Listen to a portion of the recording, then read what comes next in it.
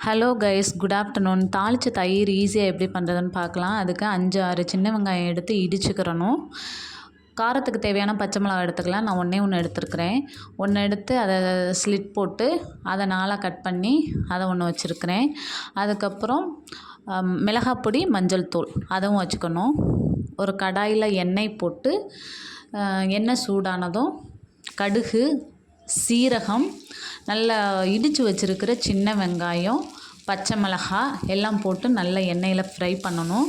அந்த வெங்காயம் ஃப்ரை பண்ணுறதுக்கு தேவையான எண்ணெய் ரொம்ப தேவையில்லை, அதுக்கு மட்டும் கொஞ்சமாக எண்ணெய் யூஸ் பண்ணால் போதும். அதுக்கப்புறம் மிளகாய் பொடி, மஞ்சள் பொடி போட்டு அதை நல்லா அந்த ரா ஸ்மெல்லு, அந்த பச்சை வாடை போகிற அளவுக்கு நல்லா ஃப்ரை பண்ணிவிட்டு அதை அப்படியே எடுத்து கட்டி தயிரில் போட்டால் தயிரில் தண்ணியெல்லாம் ஊற்ற தேவையில்லை, கட்டி தயிரில் ஊற்றி அதை அப்படியே சாதத்தில் போட்டு சாப்பிட்லாம். இந்த தாளிச்ச தயிர் ரொம்ப சூப்பராக இருந்துச்சு. இதில் நீங்கள் தக்காளி வேணால் ஆட் பண்ணிக்கலாம்.